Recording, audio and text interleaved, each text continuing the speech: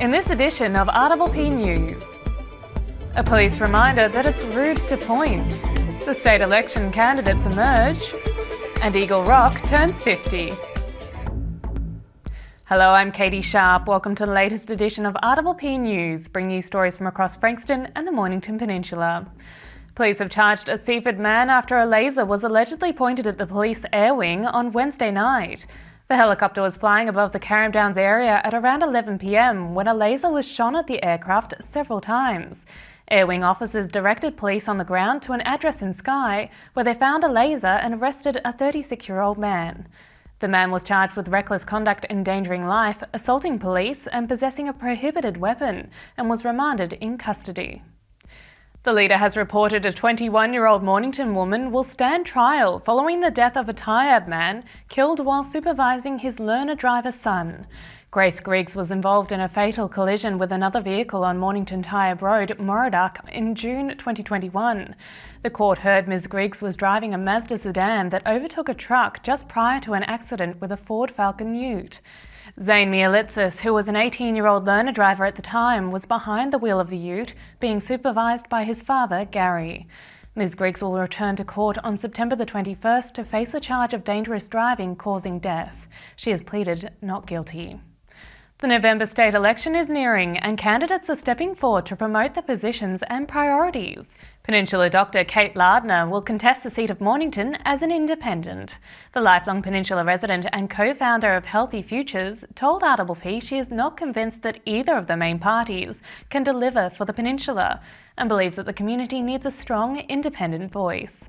Dr Lardner was a co-founder of Voices of Mornington Peninsula and says the federal election outcome proved the community is tired of a two-party system. It's very new down here having an independent, so I think that really set the groundwork for people realising, okay, I can actively be involved, and now that I've put up my hand and people have seen at the federal level that independents really do work and they do make change, people are trusting that a lot more now. And so the federal election, I think, set the groundwork, it set things up, and then I think at a state level people are trusting that, they're seeing that it works and they're getting involved. The seat of Mornington is currently held by the Liberal Party's Chris Cruther. ESSO's application for an ethane gas development licence in Hastings is causing division between residents and council members. ESSO has an oversupply of ethane, a byproduct of natural gas, at its Long Island Hastings plant.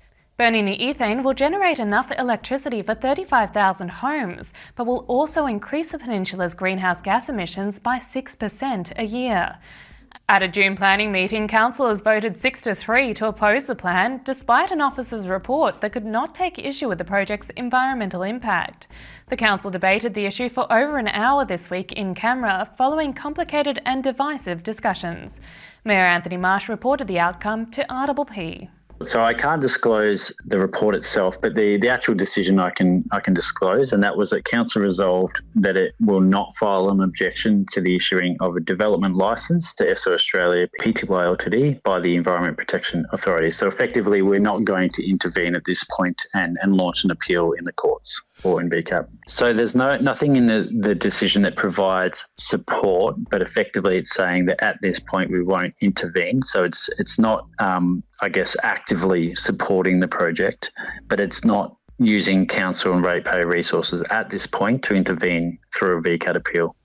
The classic Australian song Eagle Rock is turning 50. Ross Wilson and the Peaceniks are celebrating with 6 decades of hits at the Frankston Arts Centre. The two-time ARIA Hall of Fame inductee will play hits from Daddy Cool through Mondo Rock and into the 21st century. Tickets are selling fast, so grab yours now at the Frankston Arts Centre website. And the new RPP studio at the Ebdale Community Hub in Frankston is up and running. The first Frankston-based show aired this week, and in the coming weeks a number of your favourite RPP FM and Plus shows will take up lodgings there. We'll have news of new Frankston-based content soon. After the break, we have David Robertson with this month's Bendigo Bank Market Update.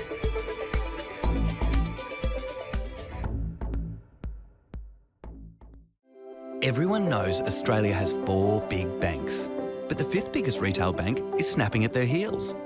It's a bank that's been around for over 160 years, can be found in over 500 locations nationwide, looks after over 1.8 million customers, and is regularly voted one of the most trusted brands out of all the thousands of brands in Australia. Who is this fantastic number 5? Yep, it's Bendigo Bank. The better big bank. Established in 1988, Progress Signs has been servicing the local community for 30 years. Located on the Mornington Peninsula, they are the #1 destination for all your signage needs, specialising in a variety of signage from vehicles to shop fronts, occasional and corporate events, short-term, long-term and everything in between. If it's signs you need, be it large or small, Progress Signs is the place to call. Available 24/7 at progress-signs.com.au or call the team on 5975 9188. Thinking signs? Think Progress Signs, a station sponsor.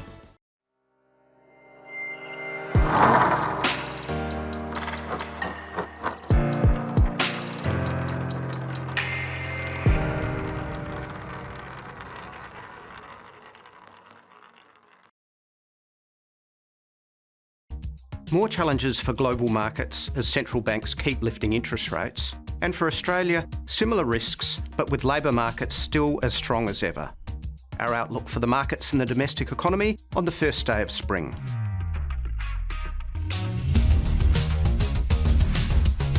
The task for central banks to deal with inflation remains immense, despite some easing in supply disruptions and slightly lower energy and commodity prices. The latest speech from Federal Reserve Chair Jerome Powell reinforced the message that the most effective way to deal with an inflation shock is to push up interest rates to discourage spending and slow the economy down, and to keep rates restrictive until the job is done. As a result, US official rates are already up to 2.5% and likely to nudge 4%, whereas here, our path to a more neutral policy will likely see a cash rate just below 3% by year end, and then probably settling in the low 3s next year.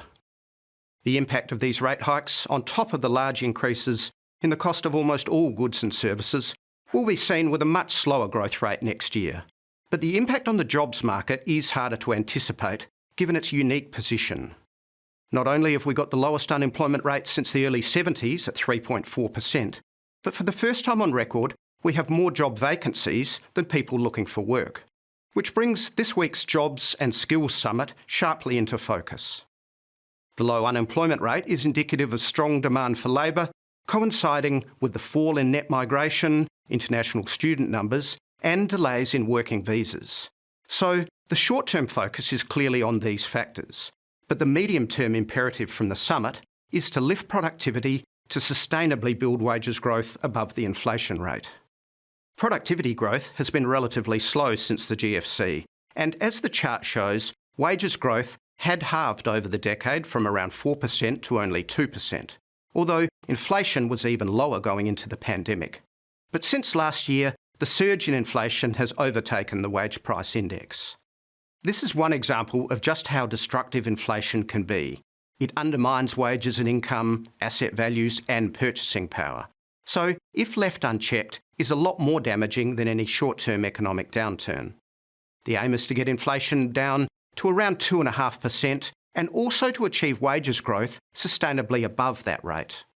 Investment in human capital and leveraging new technologies will be crucial in achieving these outcomes.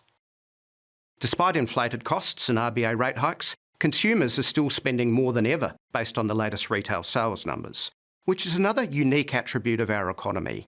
While consumer sentiment is back down near GFC lows, retail sales are up over 16% on a year ago and around 25% above pre-pandemic levels. Good news for businesses and indicative of the strength of labour markets and household balance sheets, but a reminder that RBA cash rates will need to be maintained at a higher level and for longer to slow down this demand. As a result, in line with last month's update, any thoughts of an easing cycle next year appear premature.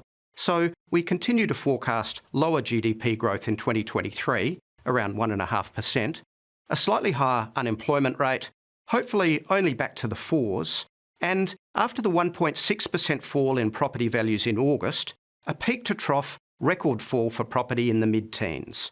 but in the context of the significant recent gains. And lastly, the Australian dollar is still struggling against the relentlessly strong US dollar. It's actually been a solid year of gains for the Aussie on a trade-weighted basis and on the cross rates, but the geopolitical backdrop, the headwinds for the Chinese property sector, and the strong greenback are key factors for the next few months. And that's the market update from Bendigo Bank. Now we go to Nicola with this week's weather report. Hi, it's Nicola here with this week's RPP Mornington Peninsula weather update. Well, as spring starts to kick in, we are seeing the warming of the days, and thankfully the expected rainfalls last week were not as bad as predicted. So let's dive in and see what is predicted for the week ahead. Today, Sunday the 4th of September, Father's Day, should see a partly cloudy with a very little rain around. We expect a top of 13 and a chilly low of 4. Monday sees much the same as Sunday with a high of 14 and a low of 4. Tuesday sees the sun making its presences felt a bit more with a high of 15 and a low of 6. Wednesday, the 7th of September, sees the fine-ish weather continuing with a high of 17 and a low of 6. Thursday sees some rain returning with a 60% chance of showers over the Mornington Peninsula. Expect a high of 17 and a warmer low of 9. Plus it's my birthday on September the 8th. Friday brings even more rain with a top of 15 and a low of 11. And finally, Saturday sees the rain easing with a high of 16 and a low of 10. Well, that's all for this week. Enjoy this improving weather and have the best week. And now to our surf guru Muzz with the surf report. Hey guys, Muzz here with this week's Mornington Peninsula surf report. Had a couple of good days of waves this week, which was good. So a mixed bag, some on the beaches, some on the reefs at Flinders, and definitely a couple of days in Western Port, and it's still going. Unfortunately, there is a bit of swell around today on Friday, but the wind is going onshore, and it's going to be in that onshore quarter probably until about Tuesday or Wednesday next week. Then the swell will drop off and the wind will go back to that north-northeast by the looks this time next week, Wednesday, and a mile 19 or 20 for early spring. So there's a good chance you might get a beach rake surf midway through next week. But this week it's been pretty good. There is still some pretty good fun waves in Western Port, although the wind isn't in the best thing, but you'll get a surf. So enjoy spring, and you know, not a bad way to have finished winter. So I went out with a bang for a change. So you know, let's hope spring's better than what winter was, and that's often very difficult because we often start getting the southerlies and the wind in the wrong quarter. So just take it as it comes, and I'll see you next week. And that's all from our team here at RPP News, serving the community with stories that matter to you. Keep watching and do tell your friends. Bringing you the news from coast to coast across Frankston and the Mornington Peninsula, I'm Catie Sharp. See you for the next edition.